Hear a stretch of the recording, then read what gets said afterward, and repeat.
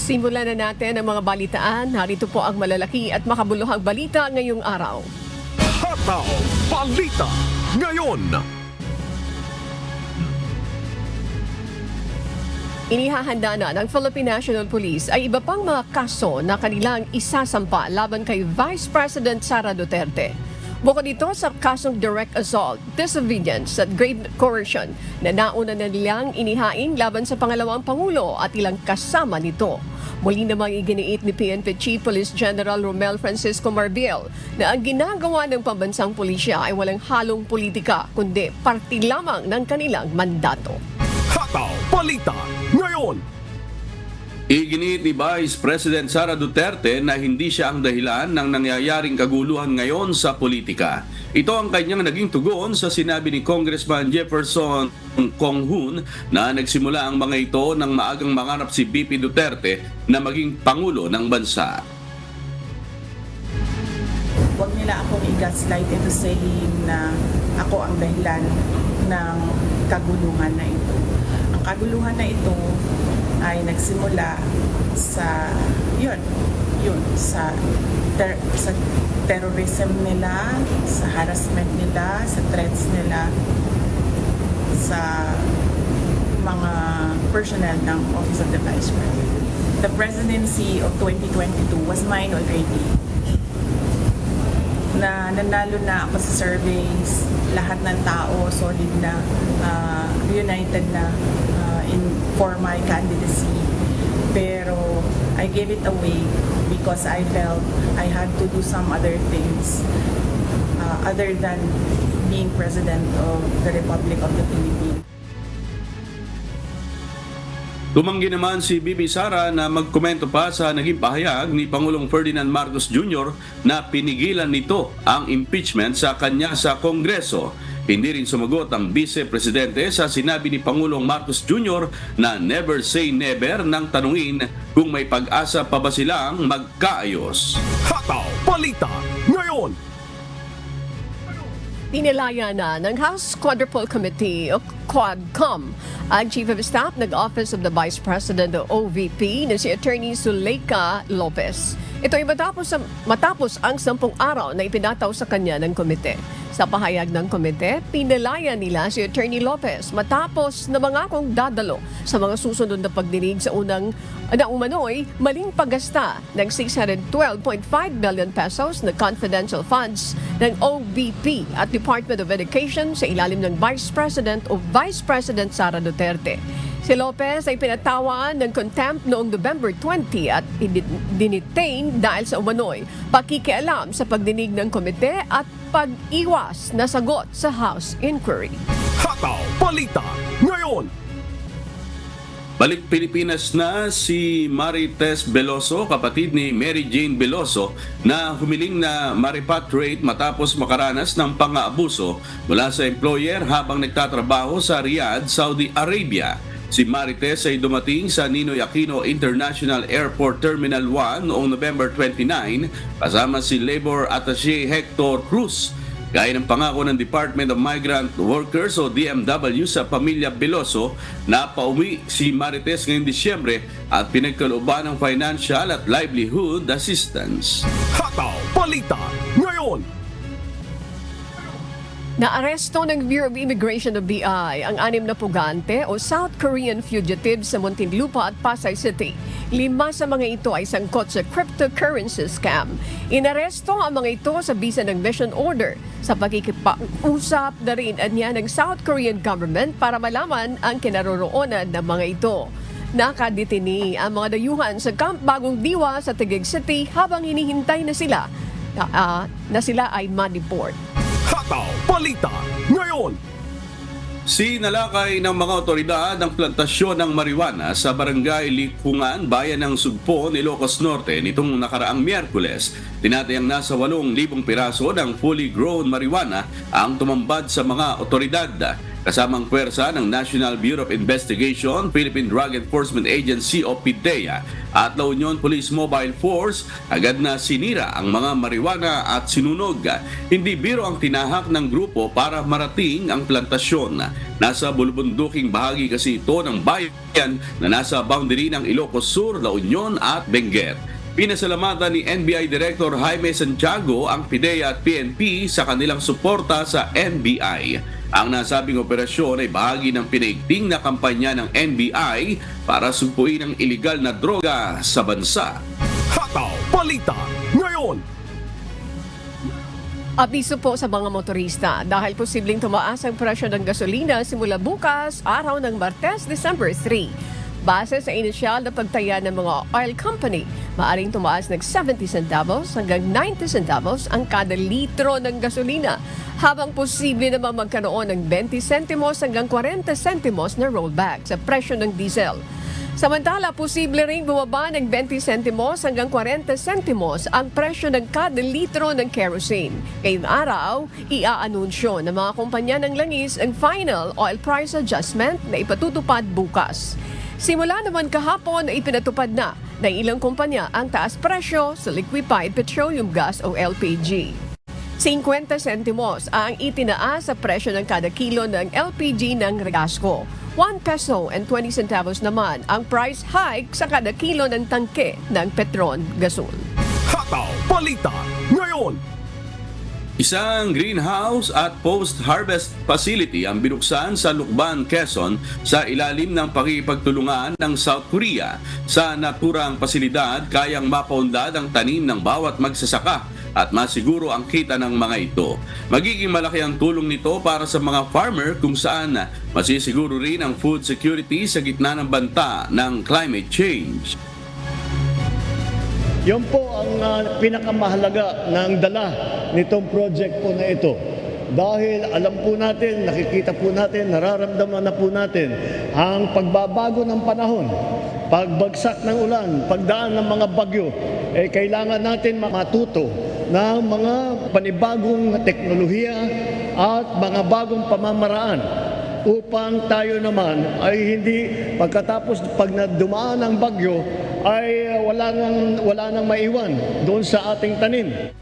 Hataw Balita ngayon. Magsasagawa ng Voter Education Roadshow ang Commission on Elections sa COMELEC simula ngayong araw, December 2, 2024 hanggang sa susunod na taon, Enero at 30. Ayon kay COMELEC Chairman George Erwin Garcia, layo nito maturuan ang mga botante kung paano gumamit ng automated counting machine at maipaunawa sa kanila ang halaga ng kanilang boto.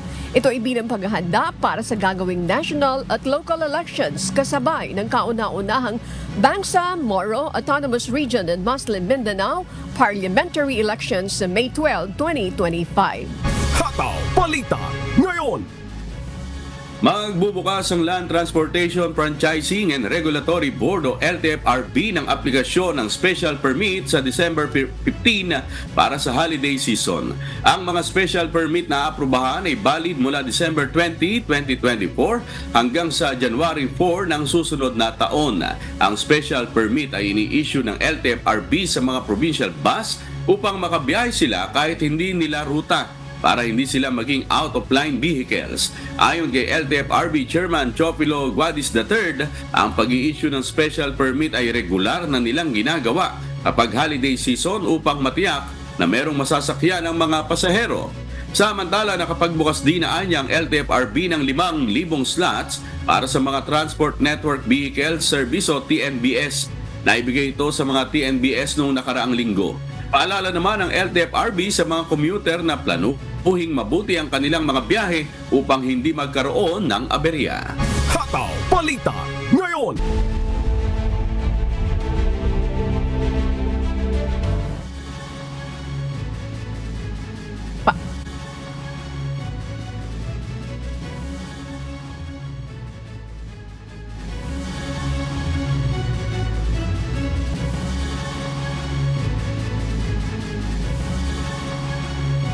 Tita si Canadian Prime Minister Justin Trudeau sa Florida nitong Biyernes para maghapunan kasama si United States President-elect Donald Trump.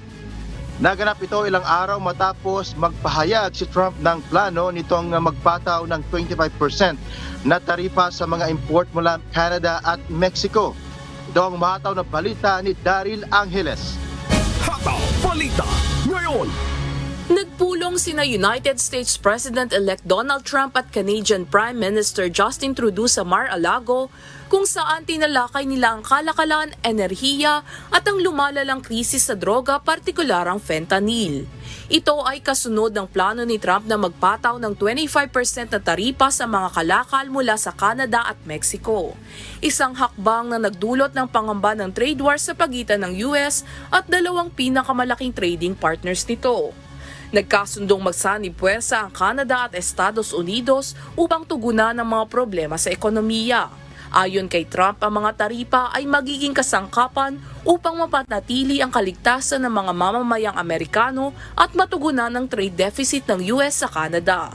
Samantala, binigyang diin ni Trudeau na seryoso niyang tinatrato ang mga plano ni Trump hinggil sa taripa at ipinahayag niyang umaasa siyang magtutulungan sila upang mapabuti ang relasyon ng dalawang bansa.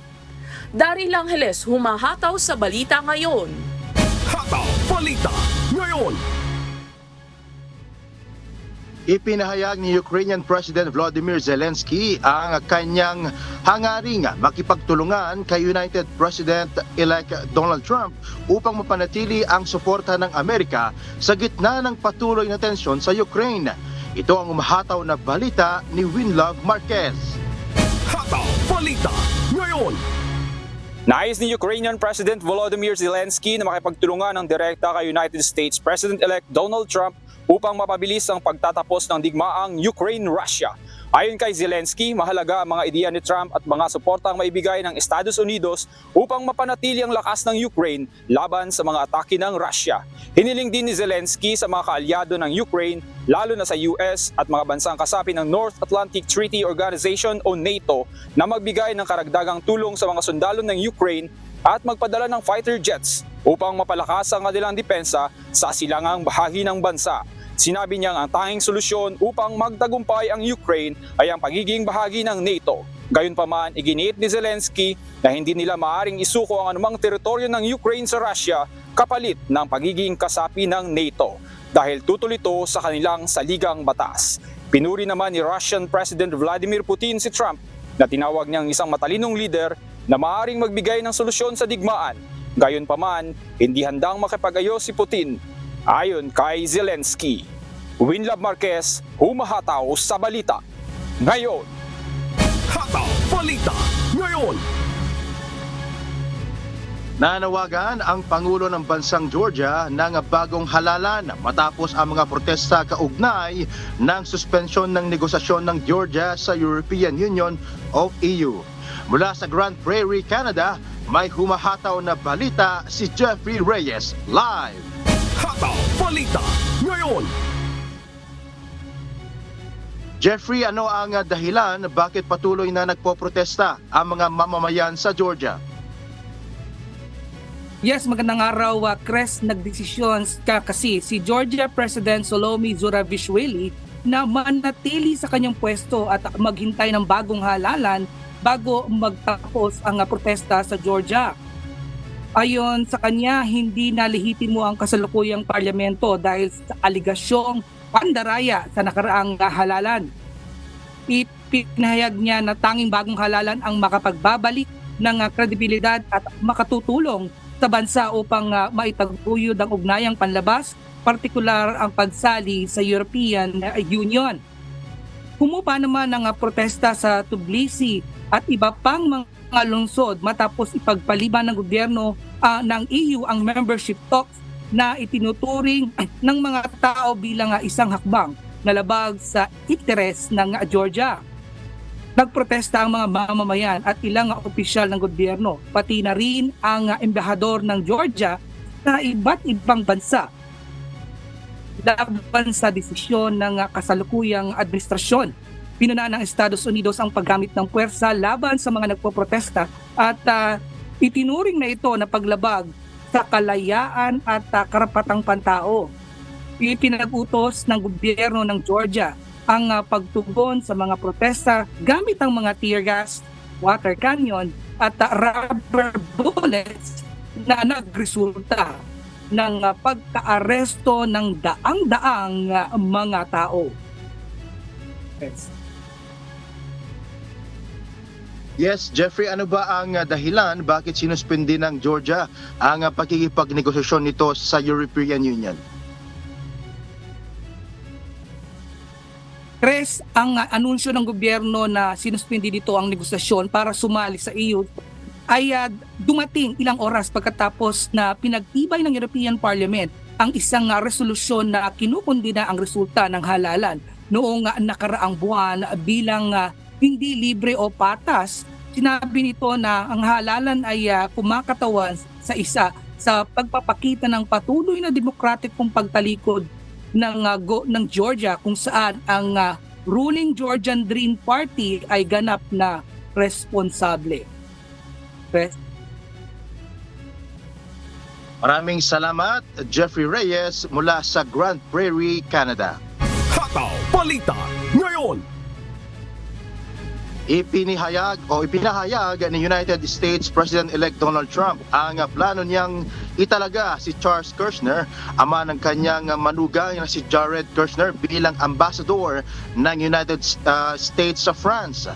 Mula naman sa Edmonton, Canada, may humahataw na balita si Charles Corpus live. Hataw Balita ngayon. Charles, sino ba si Charles Kushner at ano ang kanyang naging kontrobersya? Nanunsyo ni United States President-elect Donald Trump sa X na nominated niya si Charles Kushner, ama ng kanyang manugang at asawa ni Ivanka Trump, bilang US Ambassador to France. Si Kushner ay founder ng isang kilalang real estate firm sa New York. Subalit naging kontrobersyal ang kanyang past record dahil sa mga kaso noong 2005, kabilang ang tax fraud, witness tampering at illegal campaign donations. Nakulong si Kushner lang 16 na buwan bilang bahagi ng kanyang sentensya 2 taon. At noong 2020, pinatawad siya ni Trump at pinuri sa kanyang mga reforma at charity work na aniyay nagbura sa kanyang nakaraang pagkakakulong. Balik sa iyo, Chris. Alright, maraming salamat sa iyo, Charles Corpus mula sa Edmonton, Canada. Hataw Balita ngayon.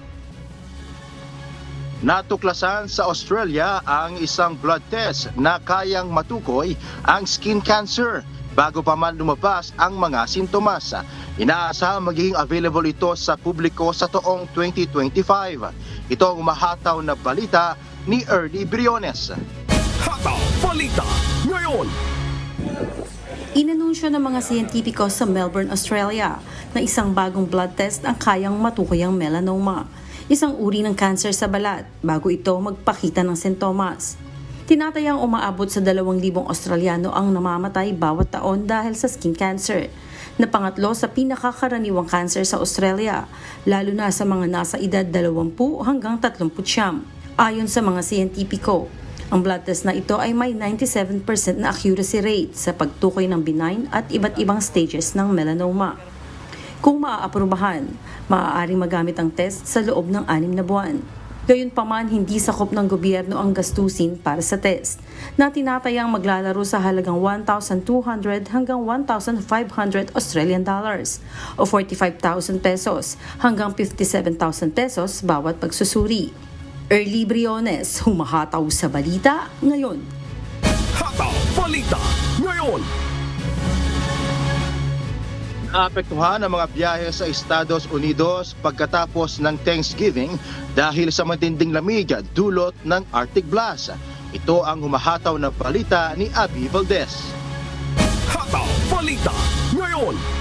Dahil sa isang Arctic air mass, milyon-milyong residente sa Northern Plains, Midwest at Great Lakes sa Estados Unidos ang tinamaan ng freeze warnings noong Sabado.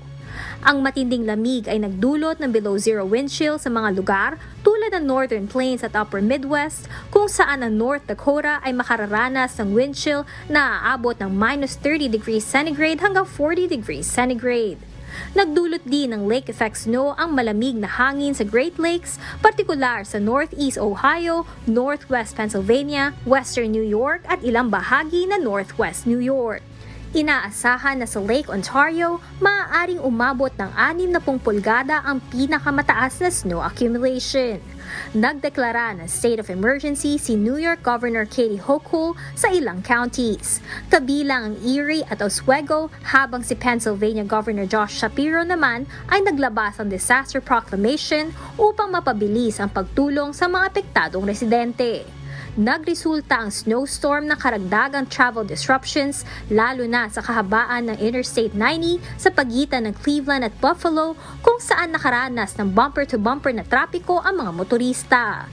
Patuloy na pinaalalahanan ang mga biyahero na mag-ingat at magsagawa ng mga paghahanda ngayong linggo.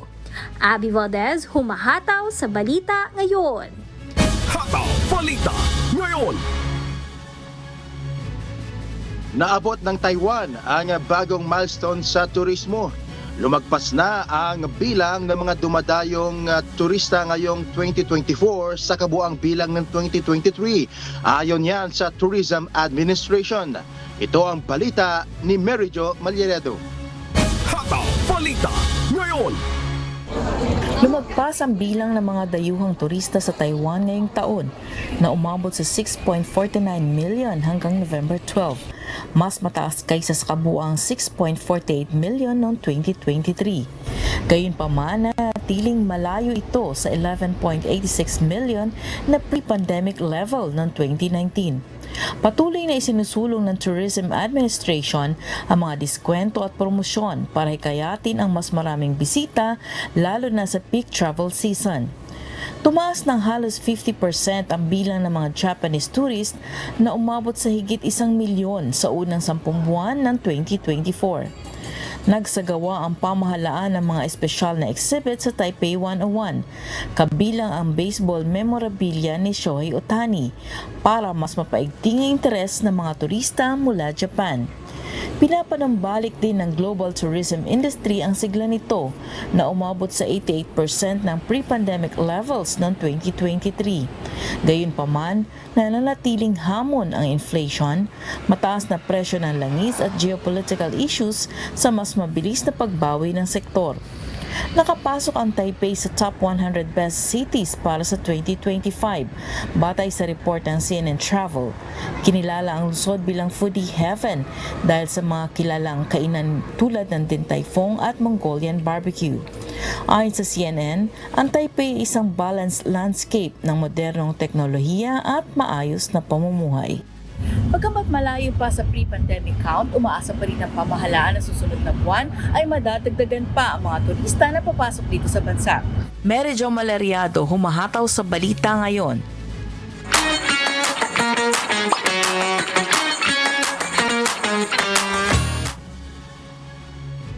Sarado ang embahada ng Pilipinas sa Kenya sa December 12. Magkakaroon naman ng pulong-pulong sa Phnom Penh para sa ating mga kababayan sa Cambodia sa December 8. Ito ang humahataw na balita ni Lynn Perez. Hataw Balita Ngayon. Sa kabayan, naglabas ng holiday closure notice ang embahada ng Pilipinas sa Kenya sa December 12, araw ng Huwebes, para sa pagdiriwang ng kanilang Jamhuri Day. Kung kayo ay may emergency sa mga araw na ito, o ay maaaring tumawag sa 254-734-450-001, 254-736-310-048 at 254-736-310-049. Malugod na iniimbitahan ng ating mga kababayan sa Cambodia para sa gaganaping quarterly town hall meeting na pinamagatang Pulong-Pulong sa Phnom Penh or 4PS ngayong darating na December 8, araw ng linggo. Tatalakayin sa pagpupulong na ito ang mga consular services advisories at updates at magkakaroon ng open forum para sa ating mga kababayan. Magpapasimula ito ng alas 3 hanggang alas 5 ng hapon sa Naga World 1 Hotel Grand Ballroom. Kung nais ninyong makibahagi sa pulong na ito, bumisita lamang sa official Facebook page ng Embahada ng Pilipinas sa Cambodia sa facebook.com/PHL in Cambodia para mag-register. Nangangailangan naman ang Labor Office ng Embahada ng Pilipinas sa Hungary ng sinumang qualified para sa posisyong Administrative Assistant, Case Officer at Interpreter. Sa mga nais mag-apply, kinakailangan na kayo ay Hungarian citizen at permanent resident sa Hungary, fluent sa wikang Hungarian at Ingles, may kaalaman sa computer, may good character at walang anumang criminal record. Kung kayo ay interesado at qualified applicant, magpadala ng inyong cover letter, data page, ang inyong passport or kahit anong identification card sa laboroffice.hu at dmw.gov.ph bago matapos ang ika-5 ng Disyembre ng taong ito. Para naman sa iba pang katanungan at mga karagdagang impormasyon na maaari bumisita sa official Facebook page ng Embahada ng Pilipinas sa Hungary sa facebook.com/PHL in Hungary. Samantala, inaanyayahan ng ating mga kababayan sa Denmark para sa isasagawang Philippines Cafe Dog sa audience ngayong darating na December 19, 2024 sa Analog Cafe Bar. Layunin ng event na ito na malaman ng iba't ibang varieties at lasa ng mga kape at kung saang bahagi ng Pilipinas ito nagmula. At kung kayo ay interesado ay mag-register sa pamamagitan ng pag-scan sa QR code na makikita sa official Facebook page ng Embahada ng Pilipinas sa Denmark sa facebook.com/PH in Denmark. Lynn Perez, sumahataw sa balita ngayon.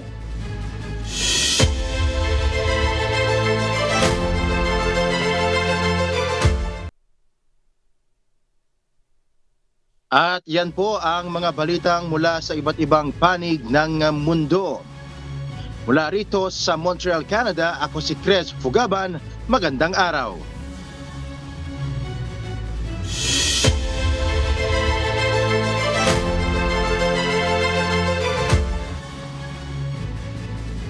Nagtapos na nitong Biyernes, November 29, ang ginawang extension ng franchise consolidation.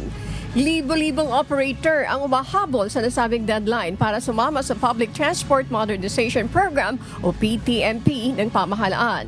Kaugnay nito, makakapanayam natin si Undersecretary Jesus Ferdinand Andy Ortega ng Department of Transportation o DOTR upang magbigay ng detalye ukol sa sitwasyon ng nasabing programa, pati na rin ang iba't ibang proyekto na inilaan ng kanilang ahensya para sa publiko. Magandang umaga po sa inyo, Yusek Ortega. Hi, good morning, Annie. Magandang umaga po sa ating lahat. Thank you very much for joining us this morning. Yusek, kumusta na po ang sitwasyon sa katatapos lang na deadline itong Public Transport Modernization Program po? Natuloy at nagkaroon na rin ng panibagong deadline po, no, yung usapin ng DOTR sa ating Senate President, Senator Escudero, na kung pwede lahat ng mga interesado at gusto pang sumali sa programa ay bigyan pa natin ng pagkakataon. Kaya nagkaroon tayo ng extension nga up to last Friday, November 29, para yung mga operators po na gustong sumali ay pinayagan sumali. At yun, tama po kayo. Marami po mga humabol, mga nag-apply. In fact, last day po doon sa LTFRB po, sa office sa NCR, may mga larawan po kami na bigay sa amin na mga maraming nakapila. So we feel good po, no, dahil yung ating pangako at usapan ay nangyari. So mas dumami na po ngayon ang mga sumama sa ating programa. Yusek Ortega, mayroon din po kami mga naririnig na balita na sinabi ng grupong Manibela at Piston na nasa 8,000 operators at drivers daw po ng public utility vehicles na dati nag-apply para sa consolidation ang hindi na raw po interesado magpa-consolidate. Ano po ang reaksyon nyo dito po at ano yung katotohanan sa likod ng balitang ito po? Alam mo, unang-una in terms of numbers, with due respect po sa dalawang grupo, napakalaki at masyadong exaggerated po yung numerong na ilabas nila, I think nung Friday or kahapon ata or Saturday. Sa totoo lang, nagkaroon ng mga several some na nag-withdraw po, especially after April 30 dahil parang may mga reasons sila. So yun naman po ay pinoproseso. Ngunit after that, naging normal, maraming mga nag-apply. And for the numbers, we have to verify it. Pero info po from our LTFRB regional directors, masyadong malaki po yung ganung numero at wala pa nang pong katotohanan niya. Okay. Yusek Ortega, ano po ang mangyayari doon sa mga sasakyan? Halimbawa, hindi sila makapag-consolidate. Sila po ba ay makakabiyahe pa rin? Ano po ang magiging kinabukasan ng mga ito? Unang-una po, no, when we talk about consolidation, ito po ay tungkol sa mga operators po to na nagmamayari na prangkisa na magdidesisyon tama ba or hindi sa consolidation. Yung mga driver po, ibang usapin po yon. dahil yung mga driver naman po, sila ay pumapasada sa mga sasakyan, sa mga consolidated, which if ang kanilang operator ay hindi nag-consolidate, pwede naman silang lumipat sa ibang mga kooperatiba na nag-consolidate. So yung pong mga operators na talagang hindi nag-consolidate, which is really a professional or personal decision po nila yun, kasi sila naman ang magdidesisyon sa future ng kanilang prangkisa, clearly hindi na sila maka-register sa LTFRB, hindi na nila ma-register sa LTO, yung kanilang sasakyan as public utility vehicle, as private, pwede pa rin po. So clearly, hindi na sila pwede pumasada sa kalye, which all the operators who decided not to consolidate, alam naman po nila yung consequences at decision naman po nila yan. So that's very clear. Hindi na po. Okay. Yusek, may iba naman po ako tungkol dito naman sa status ng road safety ng ating bansa. Ano po yung mga programs ng ating ahensya? If I'm not mistaken, correct me if I'm wrong. Di ba po, last time yung envoy ng road safety ng United Nations may didiscuss sa ating pamahalaan tungkol doon sa progress on road safety and future actions. Would you like to tell us about this, Yusek Ortega? Tama po, bumisita po yung UN envoy regarding road safety. In fact, umabot pa po hanggang Malacanang, and it was a very successful meeting presided po or rather joined by our Secretary Bautista and other government officials. Parang yung roadmap po na ito ay tuloy-tuloy yung programa ng government para po mabawasan, lumikit yung mga accidents dito sa ating mga kalye, which basically is one of the functions po ng Department of Transportation.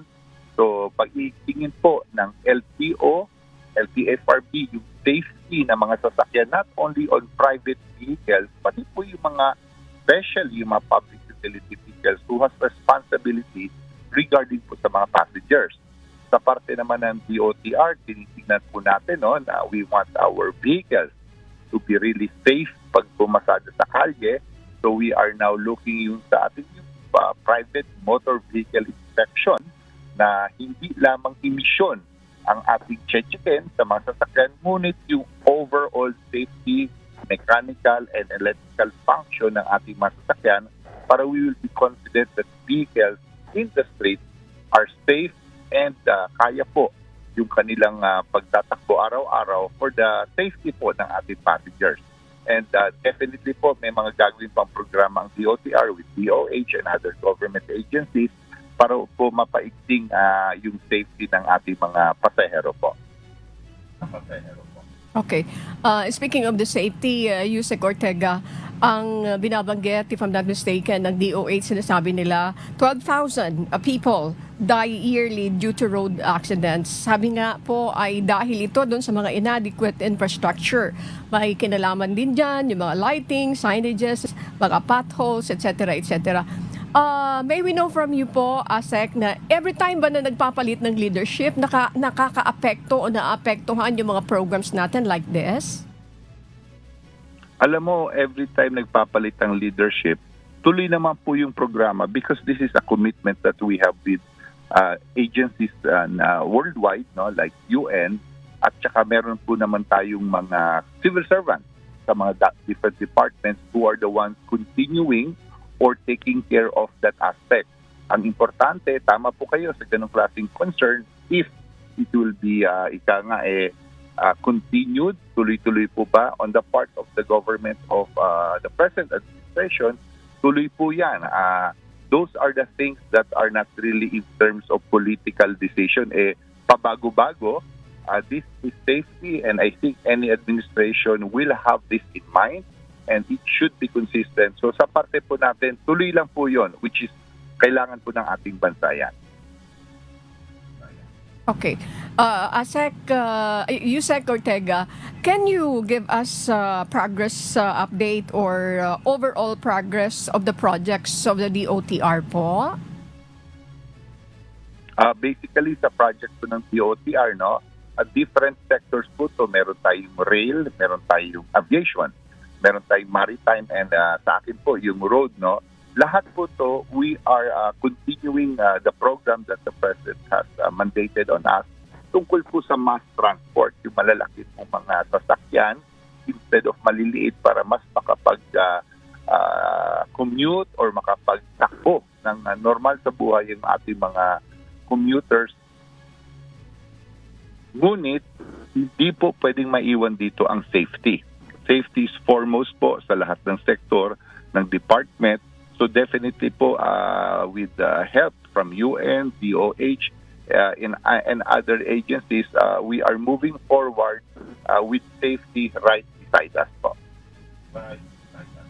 Okay. At this point po, Yusek Ortega, sa usapin po, nag-safety, road safety, at ganun din yung ating mga operators na until now naghahabol o hindi sila maghahabol ng consolidation. Nasa inyo po yung inyong panawagan para sa kanila. Go ahead, please. Thank you. Ay, maraming salamat po. Unang-una, we are very glad po at talaga pong nagtulungan ang different government agencies, the executive, legislative, tungkol dito sa programa ng Public Transport Modernization Program. This is a program na hindi natin maisip na mangyari because we are changing the system po. Yung sistema po na gagawin natin at ginagawa po natin, ito po yung sistema na normal lang po ito sa ibang bansa, which is nagbibigay po ng comfortable, accessible, at saka reliable po and sustainable na programa for our commuters. Kailangan po dito ay tuloy-tuloy ang biyahe. Hindi po pwedeng walang biyahe sa ating gabi. Kailangan po dito yung dami ng sasakyan, which we will do, ay tama ang dami. Hindi pwedeng sobra, hindi pwedeng kulang. At yung mga ruta na kailangan lagyan natin, dahil wala pong ruta yan in time immemorial, those are the things, those are the changes that we will do with this program. At kasabay po dyan, yung pagpapaganda, pag-aayos ng mga vehicles to be really road safety and convenient po. Summer or tag-ulan, maayos ang pakiramdam ng mga pasahero. And on the part of our operators na ngayon miyembro ng cooperative or drivers, buunlad po ang buhay nila. They will be like a normal working person na mayroong SSS, may PhilHealth, may Pag-ibig, at saka may mga dividendo po yan. This is a total change at salamat po at majority ng sektor ay sumama. This is the time other agencies, even private po, mas sumama pa sa programa for the better changes that will happen at ang dulo po, yung ating commuters po, yung makikinabang dito. Maraming salamat po sa inyong oras, Undersecretary Jesus Ferdinand Andy Ortega, the Department of Transportation. Good morning po. Good morning at maraming salamat sa inyong lahat.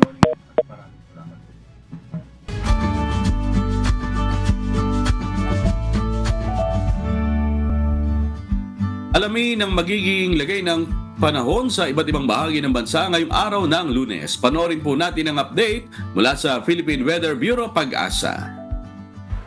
Magandang umaga sa ating lahat. Ngayon ay December 2, 2024 at narito ang update ukol sa maging lagay ng panahon sa susunod na 24 oras. May kita natin ngayon dito sa ating satellite animation itong mga kaulapan sa silangan ng Southern Luzon na dulot ng shear line. So ang shear line po, ito yung banggaan ng mainit na hangin mula sa dagat Pasipiko, yung tinatawag natin na easterlies, at ng malamig na hangin mula sa hilagang silangan o ito yung northeast monsoon natin o amihan. At ngayong araw nga po, yung shear line pa rin yung patuloy na magdudulot ng mga pag-ulan dito sa may silangan ng Luzon, maging ilang bahagi pa ng Southern Luzon. So patuloy po pag-iingat para sa ating mga kababayan sa banta pa rin ng mga pagbaha at pagguho ng lupa. Samantala, ang northeast monsoon o amihan naman ay nakakaapekto pa rin dito sa nalalabing bahagi pa ng Luzon, kung saan dala pa rin ito yung malamig na panahon at yung maulap na kalangitan na may mga kasamang pag-ulan sa malaking bahagi ng northern Luzon. At sa kasalukuyan po, wala tayong minomonitor or namamataan pa na low pressure area or bagyo na maaari makaapekto dito sa ating bansa. At sa mga susunod na araw ay yung shear line pa rin yung patuloy na magdudulot ng mga pag-ulan, lalong-lalo na dito sa may silangang bahagi ng northern at central Luzon. So muli po, patuloy na pag-iingat para sa ating mga kababayan dyan sa posibilidad ng mga pagbaha at pagguho ng lupa. At sa kasalukuyan po, wala na tayong nakataas na gale warning, ngunit iba yung pag-iingat pa rin para sa mga kababayan natin na maglalayag dito sa Mahilaga at silangang dagat baybayin ng Luzon kung saan magiging katamtaman hanggang sa maalon pa rin po yung lagay ng ating karagatan. Dito sa Metro Manila, ang araw ay sisikat mamayang 6:06 ng umaga at lulubog mamayang 5:25 ng hapon. Patuloy po tayo magantabay sa updates na ipapalabas ng Pag-asa at para sa mas kumpletong impormasyon, bisitahin ang aming website pag-asa.dost.gov.ph. At yan po muna ang latest dito sa Weather Forecasting Center ng Pag-asa. Grace Castañeda, magandang umaga po.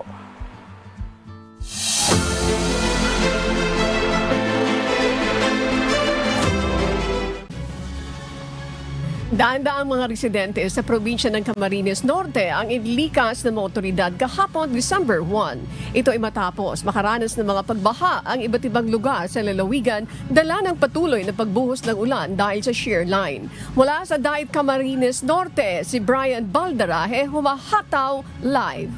Hataw Balita ngayon.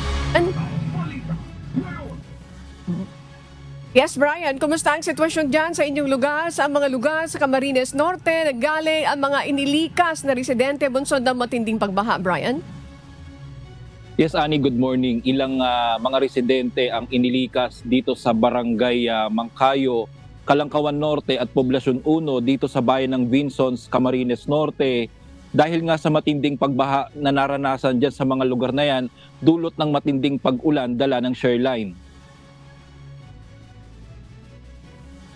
Gamit ang rubber boat at mga bangka, magkakatuwang na pinuntahan ng PDRRMO Cam Norte at MDRRMO Vinsons kasama ng Bureau of Fire Protection ang ilang mga residente sa bayan ng Vinsons matapos ang hanggang dibdib na bahang naranasan sa lugar.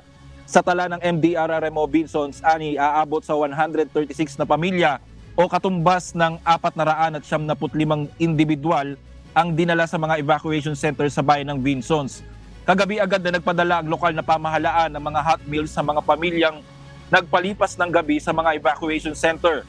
Kaugnay nito, ilang mga pamilya din ang inilikas sa bayan ng Labo at Daet matapos umabot sa critical level ang ilog sa naturang bayan. Ilang mga kalsada rin ang hindi madaanan sa probinsya dahil sa pag-apaw ng mga spillway, kabilang na ang spillway sa Barangay Calabagas at Kabanbanan sa bayan ng San Vicente. Not passable din sa lahat ng uri ng sasakyan ang ilang mga kalye sa bayan ng Basud, Talisay at Mercedes. Ani, gumuho naman ang parte ng kalsada sa Barangay Gumamela sa bayan ng Labo, kaya naman hindi rin ito madaanan ng lahat ng uri ng sasakyan. Nagkaroon din ng landslide sa bahagi ng Maharlika Highway sa Barangay Bagong Silang 1, kaya pansamantala itong hindi nadaanan kagabi ng mga sasakyan papasok at palabas ng probinsya. Agad nagsagawa ng clearing operation ng mga otoridad sa lugar, kaya passable na ito bandang alas 9 ng gabi. Sa ngayon, suspendido na ang pasok sa lahat ng antas ng pampubliko at pribadong paaralan sa probinsya dahil sa mga pag-ulan na naranasan dito. Patuloy na nakaantabay at nakamonitor ang lahat ng MDRRMC sa bawat local government unit sa probinsya sakaling lumala pa ang epekto ng patuloy na pag-ulan, dulot yan ng shear line. Ani, kahapon nagbigay din ng libreng pagkuha ng vital sign at blood pressure ang ilang nating mga kasama sa UNTV News and Rescue sa mga evacuation center dyan sa bayan ng Vinsons. Ani.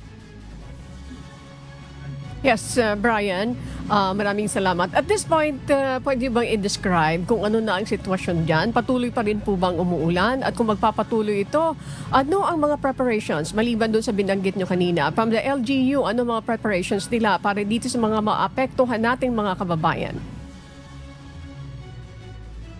Ilan sa inihanda ng mga lokal na pamahalaan dito, syempre yung una yung pinuntahan natin kahapon ay yung mga evacuation center dahil pagka patuloy pang lumala itong sitwasyon dahil nga sa mga pag-ulan na nararanasan dito sa probinsya, maaaring mas lumubo pa yung bilang ng ating mga displaced families. Kaya ang mas pinaghahandaan nila ngayon yung mga evacuation center na pagdadalhan dito sa mga pamilyang ililikas. Ani, kung sakaling patuloy natataas pa ang pagbaha dito sa ilang mga lugar, partikular dyan sa bayan ng Vinsons. Pero sa ngayon, Ani, sa awa ng Diyos ay mula kagabi nakararanas na lamang tayo ng mga paminsang pag-ulan na dulot nga nitong shoreline. Ani. Salamat Brian Baldarahe mula sa Daet, Camarines Norte. Hataw Balita ngayon. Nagpaalala ang Philippine Institute of Volcanology and Seismology o PVOC sa mga lokal na pamahalaan na nakakasakop sa 12 lugar ukol sa posibleng pagragasa ng lahar sa Bulkang Mayon sa lalawigan ng Albay. Ilang lugar sa isla ng Masbate nakaranas din ng pagbaha bunsod ng sama ng panahon. At mula sa Masbate City, si Jerry Galicia humahataw live. Hataw Balita ngayon. Good morning, Jerry. Ano ang aksyon na ginagawa ng mga lokal na pamahalaan dyan sa epekto ng shear line o sama ng panahon sa Albay at sa Masbate?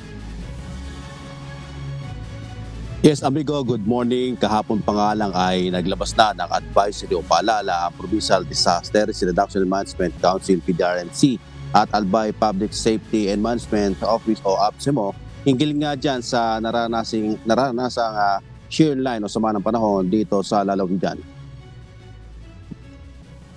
Nag-issue ng PDRMC APSEMO at inalerto ng 24 hours monitoring ang lahat ng LGUs sa posibleng epekto ng sama ng panahon. Maging pag-monitor sa lahat ng river channel at pagbawal ng mga residente sa pagtaas ng tubig. Sinuspindi ng klase sa lahat ng antas sa pribado at pampublikong eskwelahan. Naglabas din ng lahar advisory ang Philippine Volcanology and Seismology o PVOC sa posibleng insidente ng lahar flow sa mga watersheds area ng bulkana. Ito ay hahaba ang karanasang malakas na pagbuhos ng ulan sa paligid ng bulkana. Pinangambahan kasi ng PVOC maaaring matangay ng malakas na pagbuhos ng tubig ang mga pyroclastic density current o PDC deposits ng January to March ng taong 2018. Ang watersheds na daraan ng lumang deposits ang mga watersheds sa Miisi, Mabinit, Buyuan at Basud channels. Kabilang naman sa 12 lugar na magkaroon ng potential na lahar flow ay ang Miisi, Binaan, Anoling, Kirangay, Maninila, Masarawag, Mulad Bukad, Nasisi, Mabinit, Matanag, Basud at Bulawan channel sa probinsya ng Albay. Samantala, amigo, nakaranas din ng pagbaha ang ilang lugar sa lalawigan ng Albay at isla ng Masbate. Sa bayan ng Mobo, rumagasa ang tubig ba sa spillway na ito sa barangay Mandali. Halos hindi madaanan ng mga residente ng malakas na pagragasa ng tubig baha. Binigay din ng pagragasa ng tubig ang mga bangka na nasa malapit sa river channel sa barangay Marintok. Sa poste Atasin, Salinas, Jonald, makikita ang ilang residente na sinasalba ang mga gamit pang isda sa kanilang mga bangka. Umapaw din ang ilog sa Banyadero River sa barangay Tabuk. Nagtulong-tulong naman ang mga residente at kawalan ng MDRRMO Mobo na linisin ang mga kanal at spillway para humupa ang tubig baha. Inapawan din ng tubig baha ang kalsada sa barangay Tugbo sa siyudad ng Masbate kahapon. Ilang oras din na stranded ang mga motorista. Ang ibang residente tinulak na lamang ang mga sasakyan na lubog sa tubig baha. Inabalita, balik sa iyo, amigo. Maraming salamat, Jerry Galicia mula sa Masbate City. Hataw Balita ngayon. Ang UNTV Radio Mobile Booth ay hindi lamang maghahatid ng mga bago at maiinit na balita dahil sa mga darating na araw, kasama na rin ito sa pagbibigay ng mga libreng serbisyo sa mamamayan. Iikot ang UNTV Radio sa iba't ibang lugar sa bansa upang abutin ang mga nangangailangan. Kaya mga kasangbahay, abangan nyo ang pag-arangkada ng UNTV Radio Mobile Booth. Maghahatid hindi lamang ng mahalagang impormasyon, kundi sisikapin din ang bawat suliranin ay mabibigyang solusyon.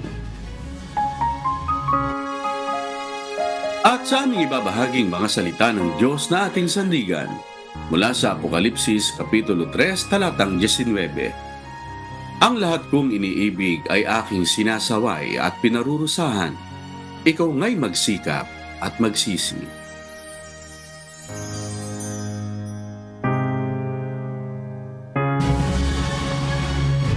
At yan po ang mga humahataw na balita ngayong umaga ng Lunes, ikalawa sa buwan ng Disyembre, 2024. Ako po inyong amigo, Sherwin Gulubong. Sa ngalan ng lahat na bumubuo ng UNTV News and Rescue, UNTV Radio La Verdad 1350 at ng ating mga correspondent mula sa Pilipinas at sa iba't ibang panig ng mundo. Ako naman si Annie Lantoy. At dito sa UNTV at UNTV Radyo Libertad 1350, Diyos ang aming sandigan, serbisyo publiko, ang aming pinahahalagahan. Susunod na po ang Good Morning Kuya. Salamat po sa Diyos mga kasangbahay at magandang umaga.